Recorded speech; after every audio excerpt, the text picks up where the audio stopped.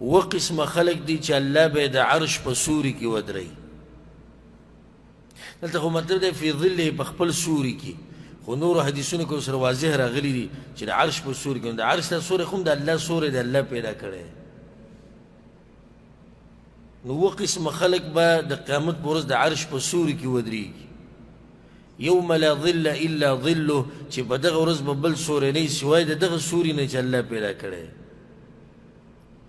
اولنی الامام العادل، هغه مشر چې انصاف کوي.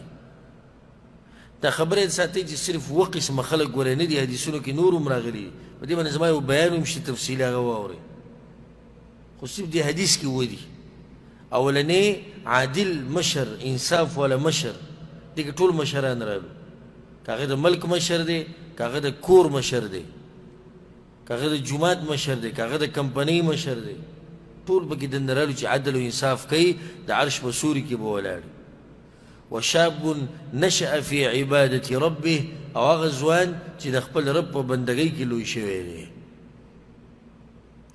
دا بیا عجیبه ځوانان دي چې ځوان هم دی او د الله په بندګۍ کې چې دی وخت تېروي. دا ناشنا ځوانان دي. ورجل قلبه معلق في المساجد، د دې دپاره امام بخاري دا حدیث راوړو. او وایي هغه سړی به د عرش په سوري کې ولاړي چې زړه یې تړلی شوی وي جوماتونو سره. د یو مانځه نه راوځي او بیا زړه کېږي چې لمانځله او بیا کله راځم واپس دی جومات. نو زړه یې تړلی شوی دی په څه پورې؟ په جومات پورې. ورجلان تحابا فی الله، او هغه کسان، هغه دوه کسان چې د یو بل سره محبت کوي د الله دپاره. اجتمع علیه وتفرق علیه، الله سره د محبت د لاسه یا الله دپاره محبت د لاسه جمع کېږي او د هغې د لاسه جدا کېږي.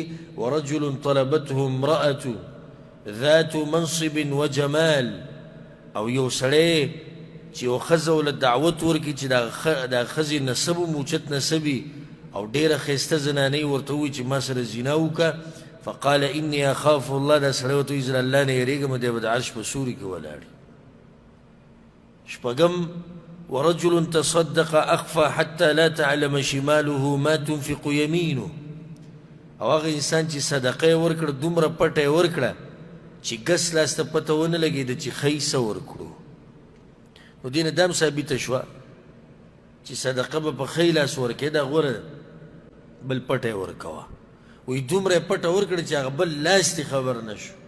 نو بهر به انسانان څه خبر شوي. داسې صدقې د مؤمنانو. دا نه چې جومات کې لګیا پر سره وباسي، دا یو نیم بټوره وباسي که نه. تا سره ماتې نشته، تا سره ماتې نشته، ورکو دي دغه نه ما ټوله دنیا دې خبره کړه، نه به دې ورکولې. او بیا چې راشي واپس نو ما پې کو نه پېژنم، ما ورله ورکړې وه دا دروغجن زامن او دا داسې. نو بیا دې ورکولې سره چې راته پته لري چې دروغجن دی او دوکه کوي، نو بیا سره ورکړې. او چې دې ورکړې نو بیا معامله د چا سره شوه؟ الله سره شوه. بس اوس باطل نه دي په کار، څه دې وکړو پټ یې ساته. دا بعض په زور چې دغه هغه کار نه یې راښکاره کړی، نو بیا په دې خېټه یې دړي، ګیس پرې راشي. ګیس بیا د انسان په خېټه کې هغه ګیس جمع نه شي، په دې خېټه یې دړلی شي. نو دغه شان چې ده بیا دا ویلي نه کني چې ما څه کړي دي په دین کې، نو بیا پې وخت نه تېرېږي. ورجل ذكر الله خاليا ففاضت عيناه، او ومغه سړی دی چې یوازې ناست و الله ورته رایاد شو په ژړا شو. دا ډېر اوچت مقام دی چې سړی یوازې ناست و په ژړا شي. یوازې دا قید ورسره ولې ولګېدو؟ لکه دې کې اخلاص